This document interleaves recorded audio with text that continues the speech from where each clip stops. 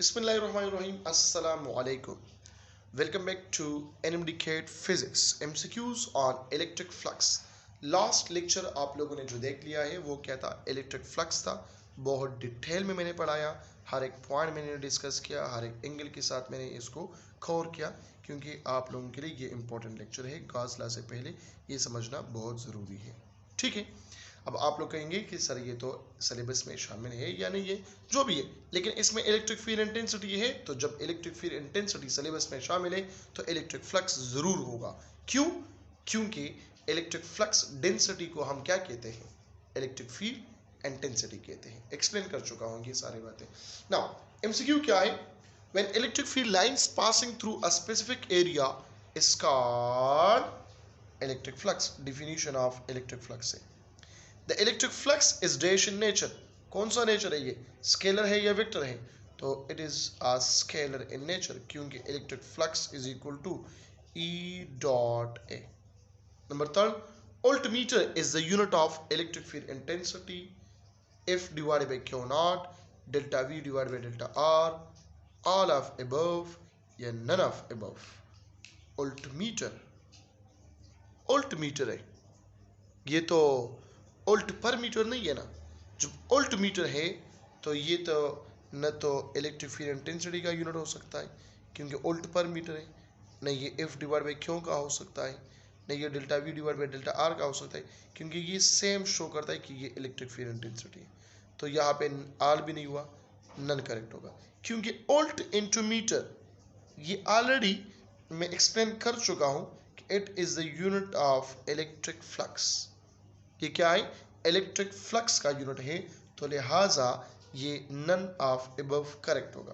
कैसे electric flux है, देखो electric flux is equal to E A, इसका यूनिट क्या है, वोल्ट पर मीटर है, और इसका यूनिट क्या है, मीटर स्क्वायर है, तो ये इसके साथ खत्म हो गया, क्या रह गया, volt meter. Number 4, electric flux is positive when the angle between 0 and 90, 0 degree and 90, 0 180, 0 180। लेकिन फर्क ये है, यहां पर देखें, angle greater or equal to 0, less or equal to 90।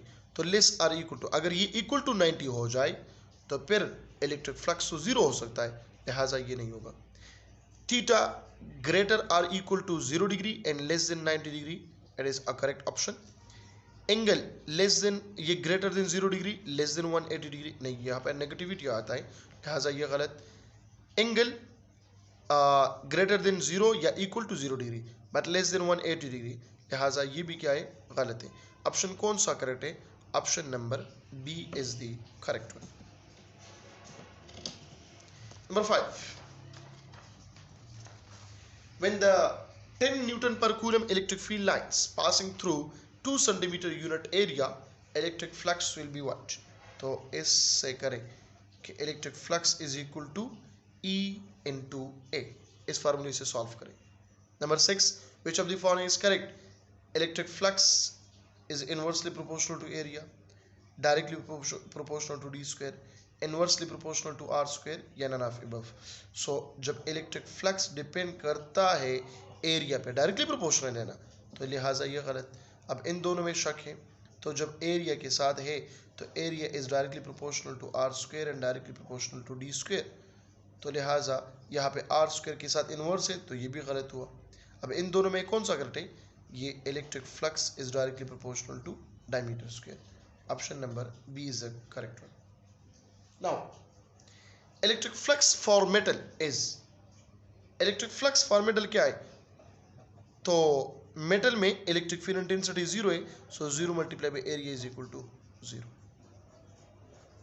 Number 8, which of the following is unaffected by electric field intensity? Proton, electron, alpha particle या gamma race. तो ये इफेक्ट कर रहा है क्योंकि चार्ज पार्टिकल है, इलेक्ट्रॉन इफेक्ट करता है क्योंकि चार्ज पार्टिकल है, अल्फा पार्टिकल क्या है, हीलियम है, तो ये इफेक्ट कर रहा है, लिहाजा करेक्ट ऑप्शन कौन सा होगा, गेमा रेस, क्योंकि ये एनर्जी है, तो एनर्जी इफेक्ट नहीं कर रहा, ठीक है। Number 9, when an angle between, अच्छा, when the angle between surface area and electric field lines is 90 degree, electric flux will be what? जबरदस्त, देखो ये सरफेस है, ये एरिया का डायरेक्शन है कहता है, और ये इलेक्ट्रिक फील्ड लाइंस है कहता है when the angle between surface area and electric field lines is 90, student direct take करता है जीरो की तरफ, लेकिन जीरो नहीं है, यहाँ पर तो मैक्सिमम है। फिर आप कहेंगे सर जी आपने गलत किया, क्योंकि ये तो बराबर है ई ए कॉस थीटा। तो मैं भी कह रहा हूँ ठीक है बेटा कॉस थीटा है, लेकिन सरफेस एरिया है, वेक्टर एरिया नहीं है। इस सरफेस के बारे में पूछ रहा है। देखो सरफेस एरिया और फील्ड लाइंस के दरमियान एंगल कितना है 90। जब ये 90 है तो मैक्सिमम लाइन यहाँ पे पास होंगी। Option number A is correct one. ये ऑलरेडी एक एक लफ्ज समझा चुका हूँ बेटा, लेक्चर में समझा चुका हूँ, वो डिटेल में पढ़ेगा, ये इस पे समझ नहीं आया। क्लियर होगी बात। नंबर 10, जॉल मीटर पर coulomb is the derive unit of electric flux, electric potential energy या इलेक्ट्रिक डाइपोल।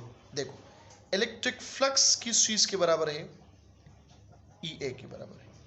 ई क्या है, ये है ओल्ट इंटू मीटर, इसका ऐसा यूनिट है। तो ओल्ट की जगह मैं लिख सकता हूँ ना जॉल पर कूलम। तो जॉल मीटर पर कूलम किस चीज का यूनिट हुआ, इलेक्ट्रिक फ्लक्स का यूनिट हुआ। सो लिहाजा option number A is the correct one.